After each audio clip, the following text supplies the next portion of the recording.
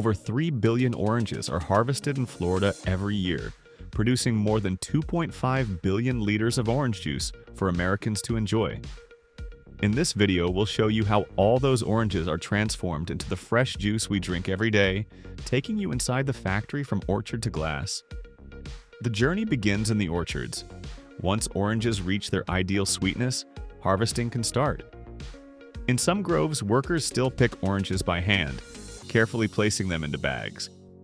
But because factories need millions of oranges every single day, hand picking alone is not enough.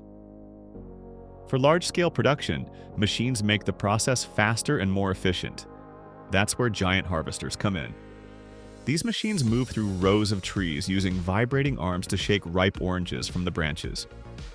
The fruit falls onto conveyor belts built into the harvester, which transport the oranges into a collection vehicle. This vehicle drives alongside the harvester and can gather up to 2 tons of oranges per minute, more than 2 million oranges per day. After being collected, the oranges are loaded into large open trailers. Each one can carry about 120,000 oranges, enough to make more than 10,000 liters of fresh juice.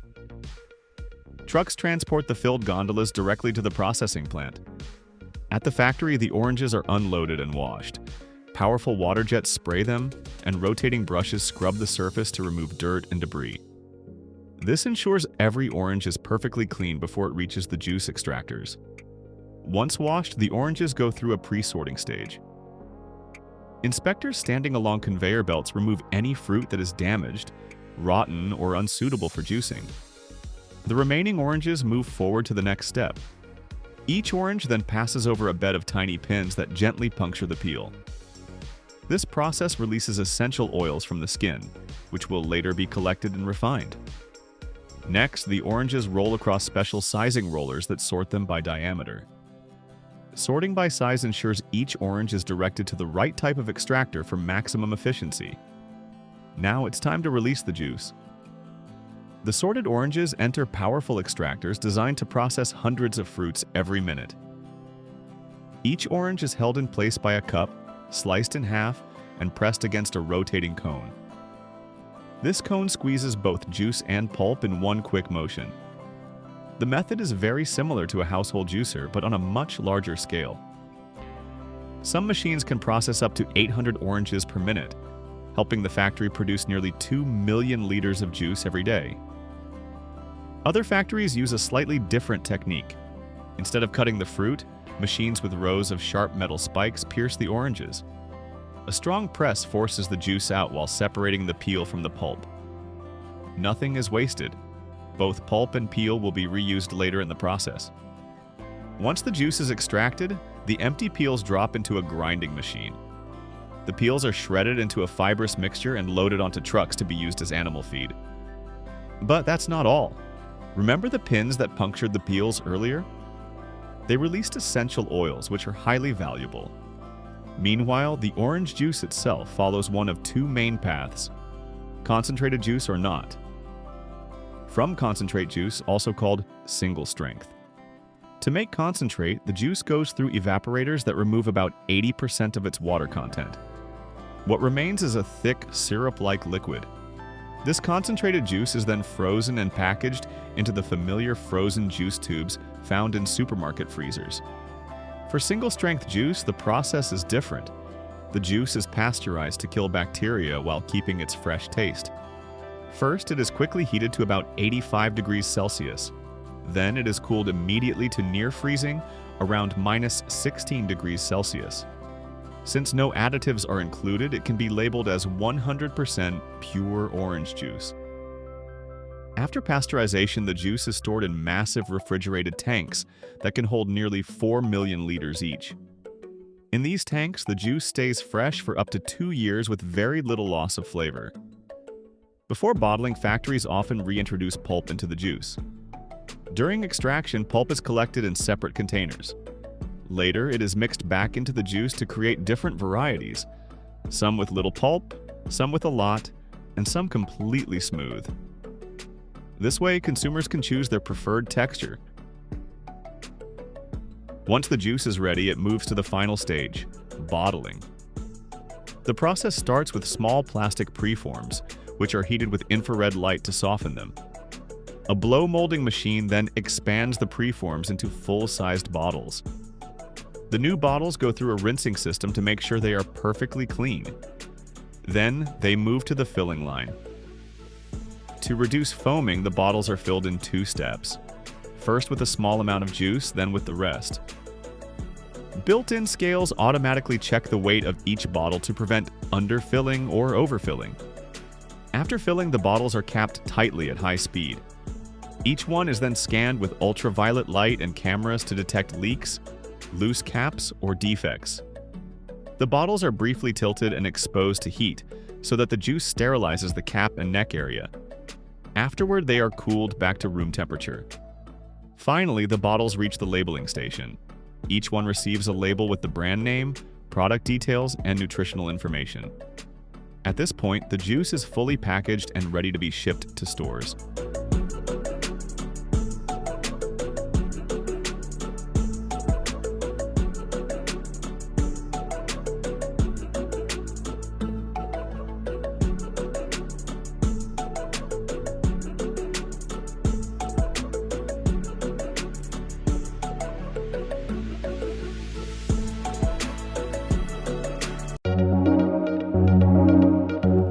Pickles are a popular snack loved for their crunchy texture and tangy flavor. They also make burgers taste even better. One American pickle company produces over 500 tons of pickles daily. That's more than 500,000 jars every day. To keep up with production, vast amounts of fresh cucumbers are required. To meet this demand, massive harvesters gather millions of fresh cucumbers. But how are cucumbers turned into pickles? California, especially the Central Valley, is one of the leading cucumber producers in the U.S. The region's Mediterranean climate with mild winters and warm summers is perfect for growing cucumbers. The process begins with harvesting. When cucumbers reach 2 to 4 inches in size, farmers prepare the harvesters, high-tech machines designed to pick large volumes quickly while minimizing damage. These machines use vibration systems to gently separate ripe cucumbers from the vines. Before harvesting, the operator tests a small section of the field, adjusting the speed, shaking intensity, and picking height to ensure only ripe cucumbers are collected while protecting the plants. The harvester then aligns with the crop rows using automatic guidance systems for precise movement. This machine is like a mobile factory. Sharp tines cut the plant's roots, sending them onto a conveyor belt. Inside, metal tines shake the cucumbers free while heavier fruit is separated from the plant. The machine moves through the field, gently shaking the stems so that ripe cucumbers fall onto a continuous conveyor belt, ready for processing. This harvesting system is designed to handle cucumbers, gently preventing bumps or bruises. A conveyor belt transports the fruit to a cleaning system, which removes leaves, branches, and other debris using sorting rollers. The harvester's speed is carefully controlled. Moving too fast may leave cucumbers on the plants, while moving too slowly reduces efficiency. The operator continuously monitors performance, checking for jams or misadjustments, and ensuring that the harvested cucumbers meet size and quality standards. Once cleaned, the cucumbers are deposited into a large onboard tank. Sensors track the fill level to prevent overflow and alert the operator when it's time to empty. When full, the harvester moves to a transport truck at the field's edge. A hydraulic arm transfers the cucumbers smoothly and evenly to prevent damage. The truck then transports the cucumbers to the processing plant, where they are weighed to record the net load and checked for quality compliance. Afterward, they are unloaded into receiving hoppers using hydraulic systems. A quick visual inspection helps identify any damaged, contaminated, or non-compliant fruit. Next, the cucumbers enter an automatic washing system, where high-pressure water jets and rotating brushes remove soil and plant debris. They then move along conveyor belts where workers remove any remaining damaged fruit. Finally, sorting machines categorize them by size, preparing them for the next stage of processing. The cucumbers are sorted by size using adjustable rollers, which divide them into categories and direct them into large tanks. In these tanks, a pickling liquid is prepared by mixing vinegar, water, salt, and spices. The cucumbers are then unloaded into large fermentation tanks filled with brine, a natural preservative that helps prevent spoilage. Kept at a controlled temperature, the cucumbers ferment naturally, producing lactic acid that gives them their characteristic vinegar flavor. After 3 months of fermentation, the cucumbers have turned into pickled gherkins, but the process leaves them with a salt concentration 4 times higher than seawater due to the large amount of salt in the brine. To remove the excess salt, the gherkins undergo a hot bath. During fermentation, turmeric powder is also added. This spice, which comes from a plant related to ginger, doesn't affect the flavor but gives the gherkins their distinctive yellowish color. The brine is drained and replaced with fresh water at regular intervals, continuing for about 24 hours. This process reduces the salt content to an edible level of about 2%. During this time, workers inspect the gherkins and remove any that are severely deformed or have visible spots. Once ready, the gherkins move to a slicing machine. The machine aligns the whole pickles and cuts them with wavy blades, creating even and precise slices with characteristic grooves. The blade settings can be adjusted to control the thickness of the slices and the depth of the waves. The sliced pickles then move along conveyor belts to the next stages of production. Meanwhile, another machine aligns the jars for packaging. The pickle slices are moved to an automated packaging line where they are carefully placed into jars. An operator compresses the slices, leaving space for the pickling liquid, which is poured into the jars. This hot mixture of brine and vinegar completely covers the slices, preventing spoilage. Next, the jars are sealed tightly using high-speed sealing machines. A pipe releases a burst of steam into each jar, heating the air inside. As the jar is quickly removed from the steam and the lid is put on, the sudden temperature change creates a vacuum under the lid. This is what causes the slight popping sound when the jar is opened. The jars then pass under a sensor that checks for air bubbles under each lid. If a jar fails the test, a robotic arm removes it from the line. The sealed jars go through pasteurization tunnels where they are heated to over 100 degrees Celsius for a specific time. This kills any harmful microorganisms and ensures the pickles remain stable for a long time.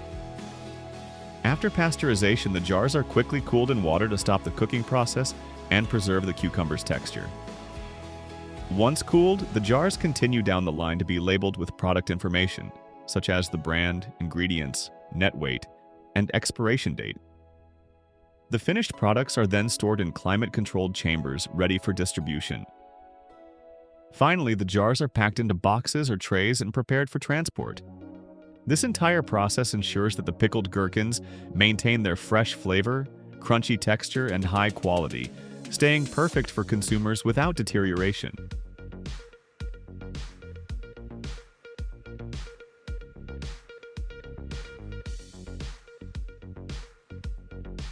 If you enjoyed this video, make sure to subscribe to the channel so you never miss out on new content, and hit the like button.